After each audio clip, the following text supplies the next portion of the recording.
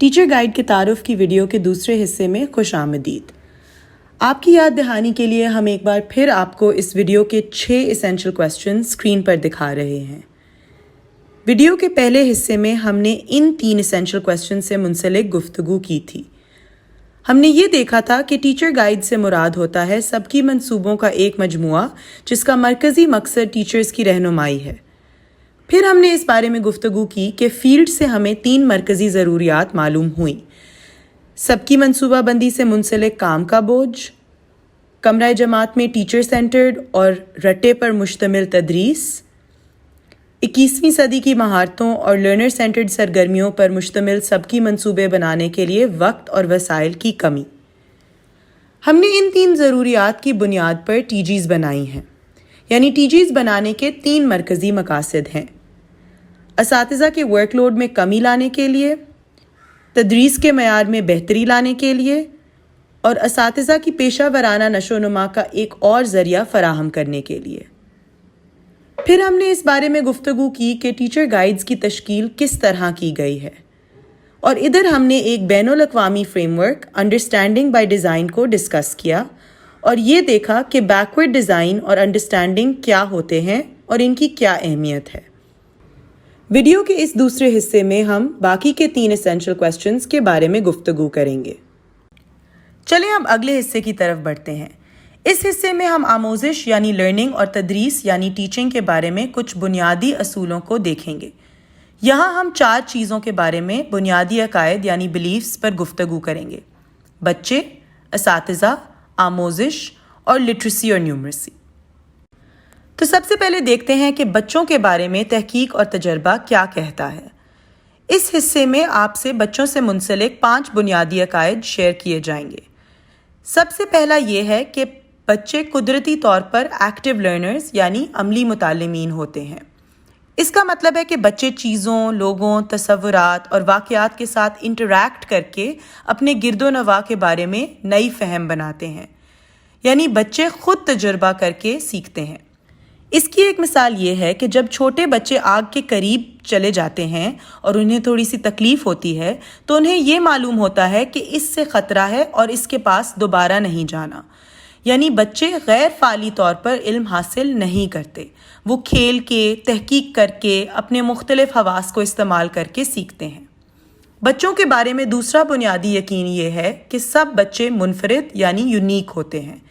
हर बच्चे की मखसूस ज़रूरियात, दिलचस्पियाँ और सीखने का तरीका होता है, यानी बच्चों को उनके अपने अंदाज और रफ्तार से सीखने का मौका फराहम करना चाहिए। तीसरा बुनियादी यकीन ये है कि बच्चे कुदरती तौर पर तख्लीकी यानी क्रिएटिव होते हैं। जैसा कि आपने खुद भी मुशाहिदा किया होगा कि बच्चों की इमेजिनेशन बहुत वसी होती है। चौथा बुनियादी यकीन है कि बच्चे कुदरती तौर पर तजस्सुस यानी क्यूरियोसिटी की सलाहियत रखते हैं। वो अपने गिरदोनवा को समझना चाहते हैं और जानना चाहते हैं कि मुख्तलिफ़ चीज़ें किस तरह चलती हैं। वो सवालात पूछते हैं और अपने तजर्बे और दिलचस्पी के मुताबिक चीज़ों की तहकीक करते हैं। ये आमोजिश की एक बहुत अहम बुनियाद है क्योंकि सवाल व जवाब के ज़रिए बच्चे अपने आप को और अपनी राय का इजहार करते हैं और उन सवालात के जवाब ढूंढने की कोशिश करते हैं। आखिरी नुक्ता ये है कि बच्चे खाली दिमाग नहीं होते, यानी एम्प्टी वेसल्स नहीं होते। इससे मुराद है कि बच्चों के अपने तजर्बात और ख़यालात होते हैं और हमारा किरदार है कि हम आमोजिश के दौरान उनको उभारने की कोशिश करें और बच्चों की सोच को आगे लेकर जाने में उनकी मुआवनत करें। अब देखते हैं कि अगर बच्चे ऐसे होते हैं तो बेहतरीन असातिज़ा को बच्चों के साथ किस तरह पेश आना चाहिए। यहाँ मैं आपसे 4 अहम बातें करूँगी। पहली बात यह है कि क्योंकि बच्चे मुतजस्सिस यानी क्यूरियस होते हैं तो टीचर का काम है इस तजस्सुस को उभारना और बच्चों के सवालात पूछने पर उनकी हौसला अफजाई करना। और इसके अलावा टीचर का ये भी किरदार है कि वो बच्चों को अप्रिशिएट करें और उनकी हौसला अफजाई करें। दूसरी बात यह है कि एक टीचर को बच्चों के साथ मिलकर उनके सवालात और ख़यालात की तहकीक करनी चाहिए और बच्चों को मौके फराहम करने चाहिए कि वो एक दूसरे के साथ मिलकर, टीचर के साथ मिलकर और आज़ादाना तौर पर इस तहकीक को सर अंजाम दे सकें। टीचर का तीसरा किरदार है बच्चों की रहनुमाई करना।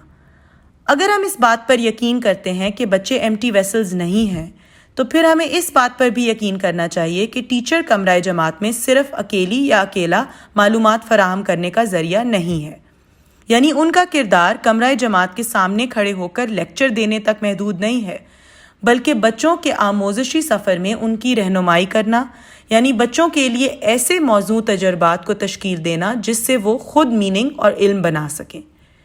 آخری بات یہ ہے کہ ٹیچر کا ایک اہم کردار بچوں کے لیے ایک مثبت آموزشی ماحول بنانا بھی ہے، یعنی ایک ایسے ماحول کو تشکیل دینا جس کی بنیاد ان 4 چیزوں پر رکھی گئی ہو: بچوں کا خیال، ان کی بہتری، ان کی آموزش اور ان کی نشو و نما۔ اب دیکھتے ہیں کہ بچے اور اساتذہ مل کر آموزش کو بہتر انداز میں کیسے تشکیل دے سکتے ہیں۔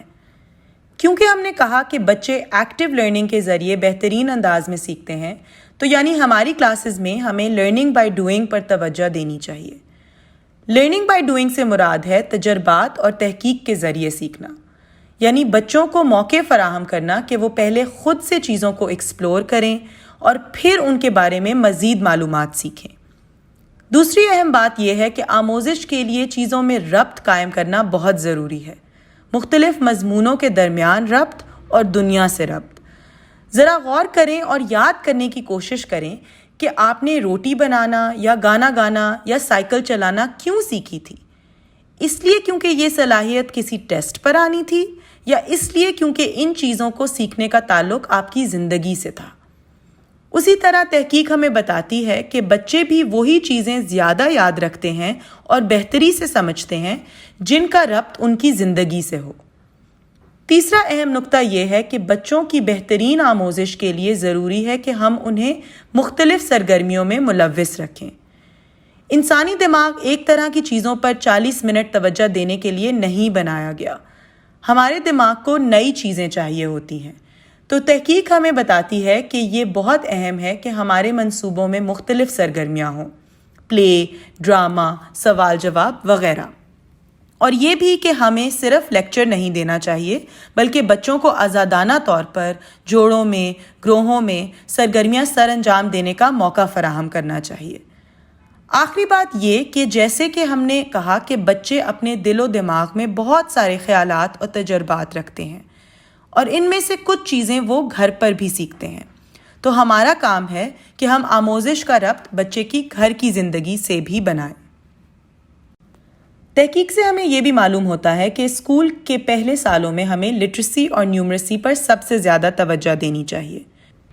لٹریسی سے مراد ہے سننے، بولنے، پڑھنے اور لکھنے کی صلاحیتیں، اور نیومریسی سے مراد ہے بنیادی عددی تصورات کی بنا پر روزمرہ کی زندگی میں منطقی انداز میں مسائل حل کرنے کی قابلیت، یعنی ریاضی کی بنیادی مہارتیں۔ تحقیق یہ بھی بتاتی ہے کہ نیومریسی پڑھاتے ہوئے ہمیں ٹھوس چیزوں کی تحقیق سے شروعات کرنی چاہیے، اور لٹریسی پڑھاتے ہوئے ہمیں زبانی مہارت سے شروعات کرنی چاہیے۔ اس کے علاوہ ہمیں دونوں مضامین میں اسکول کے باہر کی زندگی سے روابط قائم کرنے چاہیے، اور سرگرمیوں اور پلے کے ذریعے ان میں موجودہ مہارتیں سکھانی چاہیے۔ آموزش اور تدریس کے کون سے بنیادی عقائد کے مطابق ٹی جی میں موجودہ منصوبوں کو تشکیل دیا گیا ہے؟ چلیں اب ایک برین بریک لیتے ہیں۔ اس برین بریک میں ہم ایک بریدنگ ایکسرسائز کریں گے جس کا نام ہے ندی شودھنا یا آلٹرنیٹیو نوسٹرل بریدنگ۔ اس سرگرمی سے آپ کی دونوں نتھنیاں کھل جاتی ہیں اور آپ زیادہ آسانی سے سانس لے سکتے ہیں۔ اس سرگرمی کا سب سے اہم فائدہ یہ ہے کہ اس کے ذریعے ہمارے دماغ کے دونوں حصے متوازن ہو جاتے ہیں، یعنی ہمارے دماغ کے منطقی اور جذباتی حصوں کے درمیان ربط قائم ہو جاتا ہے۔ آئیں سرگرمی شروع کرتے ہیں۔ ایک آرام دہ جگہ پر اپنی کمر سیدھی کر کے بیٹھ جائیں۔ آپ زمین پر بھی الٹی پلٹی مار کر بیٹھ سکتے ہیں، یا کسی صوفے یا کرسی پر بھی بیٹھ سکتے ہیں۔ اگر آپ صوفے یا کرسی پر بیٹھے ہیں تو اس بات کی یقین دہانی کر لیں کہ آپ کے پاؤں زمین کو چھو رہے ہیں۔ اپنے دونوں بازوؤں کو باہر کی طرف پھیلائیں اور اپنی دونوں کلائیوں کو ہاتھوں کو اوپر کی طرف رکھتے ہوئے اپنے گھٹنوں پر رکھ دیں۔ اس تمام سرگرمی کے دوران اپنی کمر کو آپ جتنا سیدھا رکھ سکتے ہیں اتنا بہتر۔ اگر آپ کے لیے ممکن ہو تو اپنی آنکھیں بند کر لیں، ورنہ اپنی نظر کو نرم اور آرام دے کر دیں اور پلکوں کو صرف ہلکا سا کھلا ہوا رکھیں۔ اپنے دائیں ہاتھ کی شہادت والی انگلی اور درمیانی انگلی کو اپنی ہتھیلی میں بند کر لیں اور اسی ہاتھ کے انگوٹھے کو اپنی دائیں نتنی پر رکھ لیں اور اپنی انگوٹھی والی انگلی کو بائیں نتنی پر رکھ لیں۔ ابھی آپ نے سانس لینے کے راستے کو بند نہیں کرنا۔ اگر آپ کے لیے ممکن ہو تو اپنی شہادت والی انگلی کو دوران سرگرمی اپنے ماتھے کے درمیانے حصے پر رکھ لیں۔ اب پوری طرح سے دونوں نتنیوں کے ذریعے سانس کو باہر نکال دیں اور سانس نکالنے کے فوراً بعد اپنی دائیں نتنی کو انگوٹھی کی مدد سے بند کر لیں تاکہ اس سے سانس اندر نہ جا سکے۔ اب آہستہ آہستہ بائیں نتنی سے سانس اندر لیں۔ 1 2 3 4۔ دونوں نتنیوں کو اب بند کر لیں اور اپنی سانس کو روک کر رکھیں۔ 1 2 3 4 5 6 7۔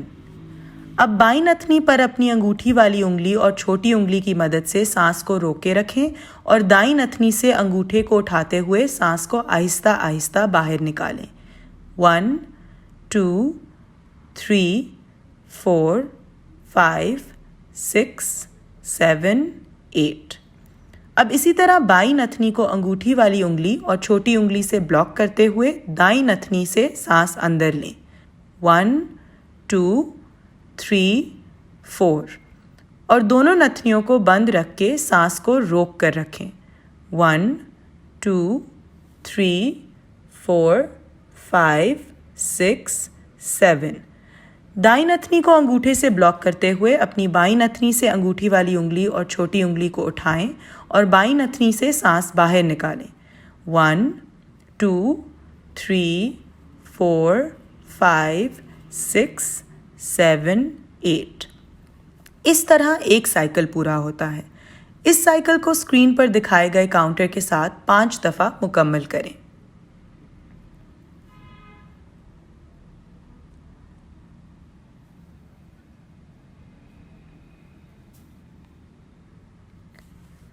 اب آہستہ سے اپنی سانس کو واپس نارمل کر دیں اور اپنے جسم کو ریلیکس کر دیں۔ اپنی آنکھیں کھول لیں اور اگلے کچھ سیکنڈز کے لیے اپنے اندر کی دنیا اور اندر کی انرجی پر توجہ دیں۔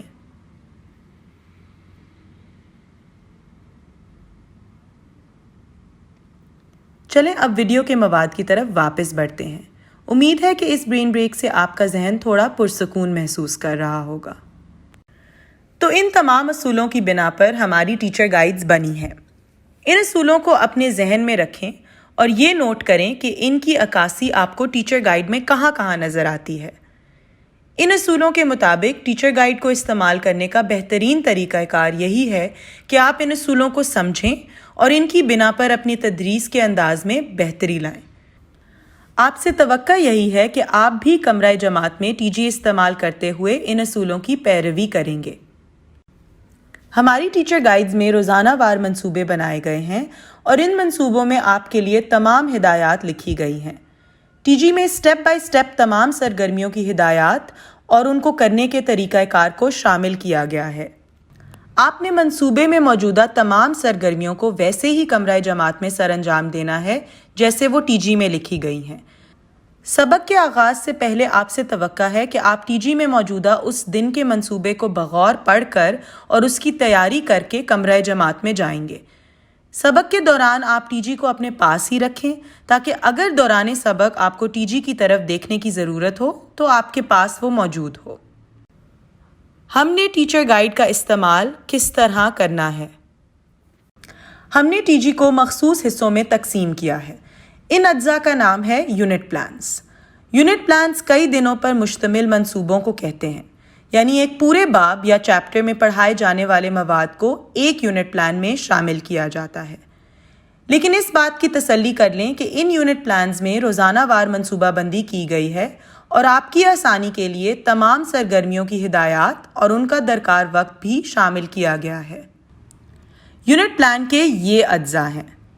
ان اجزاء کی تفصیلات آپ کو بقیہ ویڈیوز اور ٹریننگ میں دی جائے گی۔ یونٹ پلان کیا ہوتا ہے؟ اس ویڈیو کے آخری حصے میں ہم اپنے EQs یعنی ایسینشل کوسچنز کو ایک مرتبہ پھر سے دیکھیں گے۔ اس ویڈیو کے لیے ہمارے پاس یہ 6 EQs تھے۔ اب ہم ان EQs کے جوابات کو ایک سرگرمی کے تحت دیکھیں گے۔ اس سرگرمی کا نام ہے کنیکٹ ایکسٹینڈ چیلنج۔ آپ نے انفرادی طور پر ہر سوال پر غور کرنا ہے اور اس کے بارے میں یہ 3 چیزیں سوچنی ہیں۔ کنیکٹ، اس سوال سے منسلک ایسے کون سے تصورات اس ویڈیو میں ڈسکس کیے گئے ہیں جو مجھے پہلے سے پتا تھے۔ ایکسٹینڈ، اس سوال سے منسلک ایسے کون سے تصورات یا خیالات ہیں جو میرے لیے نئے تھے اور جن کے ذریعے میری سوچ میں اضافہ یا ایکسٹینشن ہوئی۔ چیلنج، اس ویڈیو کو دیکھنے کے بعد بھی میرے پاس کون سے چیلنجنگ یا پریشان کن سوالات ابھی بھی باقی ہیں۔ تمام EQs کے بارے میں ان 3 چیزوں کو مد نظر رکھتے ہوئے سوچیں اور دیکھیں کہ آپ کے EQs کے جوابات اب کیا ہیں۔ ابھی کے لیے اتنا ہی۔ امید ہے کہ آپ کے لیے یہ ویڈیو مفید ثابت ہوگی اور آپ ٹیچر گائیڈ کو استعمال کر کے اپنی تدریس میں بہتری لا سکیں گے۔ شکریہ۔